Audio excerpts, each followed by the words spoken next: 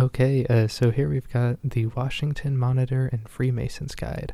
It's a pretty small little black book. It's got a crack on the base of the spine here, and then the gold lettering on the front.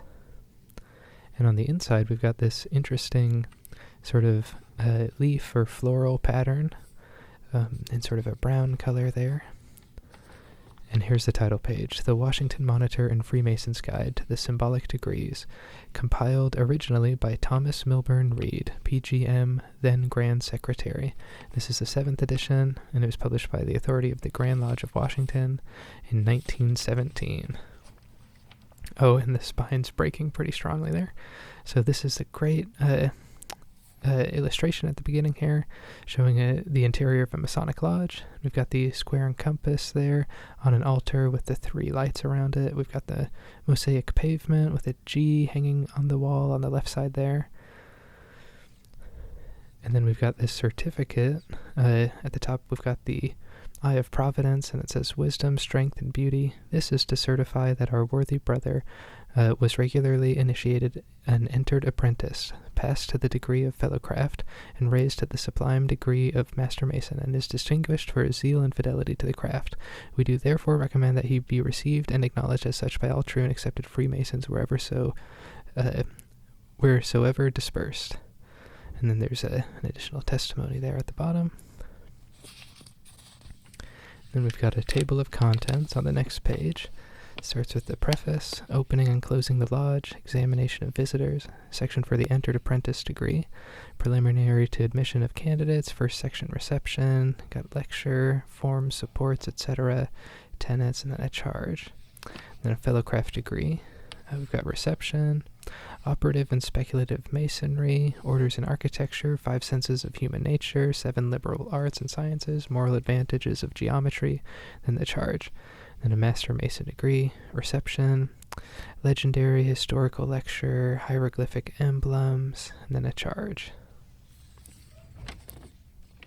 And then we've got a section for ancient ceremonies at the end, lodges under dispensation, constituting a lodge, installation of officers, laying cornerstones, dedication of Masonic halls, funeral services, and then all of these addenda at the very end of the book. At the annual communication of the Grand Lodge of Washington, June 1886, a resolution was adopted authorizing the custodians of the work to publish a printed manual for this jurisdiction, to contain the authorized monitorial part of the work and lectures of the 3 degrees, as far as practicable, with such additional matter for the use of the lodges proper to be printed as the custodians should deem advisable. The Board of Custodians being unable to meet as a body after the lapse of nearly 2 years, Grand Secretary Thomas M. Reed, one of the custodians of the work, assumed the responsibility of compiling the Washington Monitor and Freemason's Guide, and the same was published in 1888. So that just explains the origin of this book here. We've got a little decoration at the end of the preface, and here we've got the opening and closing the lodge. First, congregate. The master calls the lodge to order with one blow of the gavel, all present being properly clothed. Each officer, assuming his insignia of office, repairs to a station or place. All are seated. And then we ascertain in the prescribed manner the right of each one to be present. And the tile, ascertain if the outer avenues or approaches to the lodge are securely guarded. Avouchment, this must be on personal knowledge, due examination, or lawful information. So it starts with the opening and closing of that lodge. And then we've got an image again showing a lodge here, section for the entered apprentice. A Masonic lodge is not inappropriately represented as a symbol of life, and Masonic work the symbol of the labor of life. The reception of a candidate, therefore, into a lodge of Freemasons is a type of new life upon which he is about to enter. Without our portals, he stands helpless, in darkness and ignorance, on the threshold of this new Masonic life. Upon the first step taken in his researches for light and truth, the lessons of fortitude and fidelity are impressed upon his mind, and he is taught that the foundation upon which Masonry rests is the belief in and acknowledgement of a supreme being in whom we trust. All right. And we've got some more images here, and the section says trust in God, and then it's got a note about circumambulation. In the observance of much of the religious ceremonies of antiquity, circumambulation was practiced by the priests and people in their sacrificial rites. This had reference to the motion of the heavenly bodies, and hence great care was taken to move in imitation of the apparent course of the sun. And then here we've got an altar again with a square and compass on the Bible there. And then a note about a lambskin. It is an emblem of innocence and the badge of a Mason, more ancient than the golden fleece or Roman eagle, and when worthily worn, more honorable than the star and garter, or any other that could be conferred upon you, at this time or at any future period, by king, prince, potentate, or any other person except he be a Mason. So that's the white leather apron. It is yours to wear throughout an honorable life, and at your death to be placed upon the coffin that shall contain your mortal remains, and be with them laid in their final resting place. Let its pure and spotless service be to you an ever-present reminder of a purity of life and rectitude of conduct, never-ending inspiration for nobler deeds, for higher thoughts, for greater achievements, and when at last your weary feet shall have come to the end of life's toilsome journey, may the record of your life and actions be as pure and spotless as this fair emblem. And here we've got the working tools of an entered apprentice. The working tools of an entered apprentice mason are the 24-inch gauge and the common gavel. We've got an illustration here of a memorial. A memorial. Before the general use of writing, men were accustomed to avail themselves of any imperishable substance as a memorial of some transaction. Especially was a piece of metal or ivory made use of by the ancients as a token of a pledge of amity. The right hand, by our ancient brethren, was deemed an emblem of fidelity. The ancients worshipped a deity under the name of Fidus, or Fidelity, which was sometimes represented by two right hands joined, and sometimes by two human figures holding each other by the right hand. The right hand, therefore, we make use of as a token of our sincerity and a pledge of our fidelity in the business upon which we are engaged, testifying thereby in the strongest manner possible. There's another section about the lambskin there. And then here's a great engraving showing two different types of outdoor Masonic lodges. And then this is showing the orientation of the lodge. So the form of a lodge is an oblong. It extends from east to west and from north to south. It is said to be thus extensive to denote the universality of Masonry, and to teach us that a Mason's charity should be equally extensive, for in every country and in every clime are Masons to be found. And then here we have the three pillars, the supports, showing the different styles of architecture. And it says, a lodge has three principal supports represented by three pillars, denominated wisdom, strength, and beauty. For it is necessary to have wisdom to contrive, strength to support, and beauty to adorn all great and important undertakings. These pillars are represented in the lodge by the worshipful master, the senior warden, and the junior warden. Here we've got an image of Jacob's ladder. And it's got three rungs on it that are labeled with F, H, and C for faith, hope, and charity. And this is the furniture of a lodge. The furniture of the lodge consists of the Holy Bible, square, and compasses. And then we've got the ornaments here. The ornaments of a lodge are the mosaic pavement, the indented tessel, and the blazing star. The mosaic pavement is a representation of the ground floor of King Solomon's temple, the indented tessel of that beautiful tessellated border or skirting which surrounded it. The mosaic pavement is emblematical of human life, checkered with good and evil, the beautiful border which surrounds it, of those blessings and comforts which surround us, and which we hope to obtain by a faithful reliance on the divine providence, which is hieroglyphically represented by the blazing star there.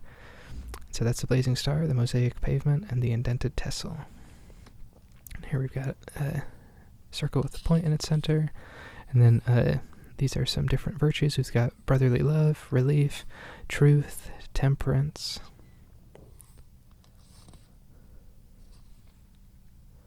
Then we've got fortitude, and prudence, and justice. And here we've got a section for chalk, charcoal, and clay.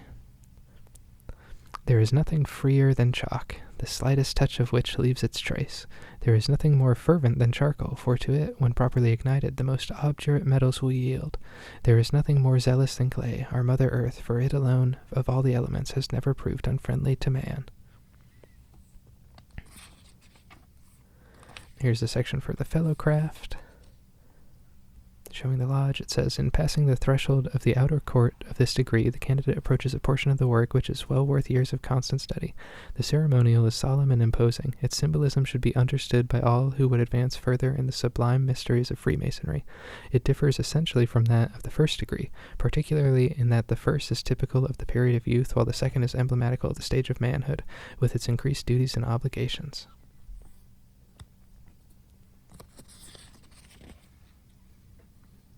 And these are the working tools of a fellow craft mason: the plumb, square, and level. And then this is the pillars of the porch. It says they're on a form of the mosaic pavement there, it looks like. And then these are showing the different orders of architecture again. And here we have the 5 senses of human nature. We've got hearing, we've got seeing here, and then feeling, and smelling, and then tasting.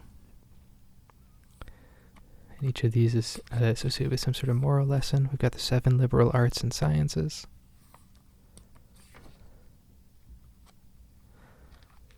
And here we've got a section for the moral advantages of geometry, showing the G up there next to the throne. It says, geometry, the first and noblest of sciences, is the basis upon which the superstructure of Freemasonry is erected. By geometry we may curiously trace nature through her various windings to her most concealed recesses. By it we discover the power, wisdom, and goodness of the great artificer of the universe, and view with delight the magnificent proportions which compose this vast machine. Oh, and this page is just completely come loose there. I'm trying to keep it in the right spot. And here's the last section for the Master Mason. It says, if, as a distinguished Masonic author says, the first degree is symbolical of youth, and the second of manhood, the third, or Master Mason, is emblematical of old age, with its trials, its sufferings, its termination in death, and of the immortality of the soul. And we've got a nice engraving there.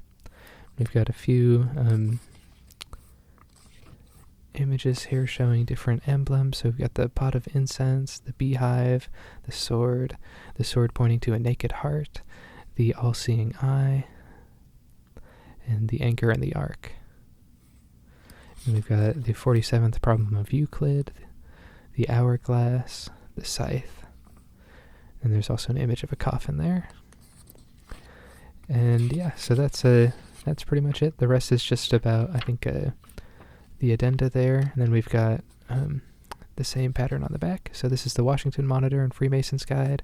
If you like the video, feel free to leave us a like or a comment, and subscribe, and thank you so much for watching. Alright, thanks, bye.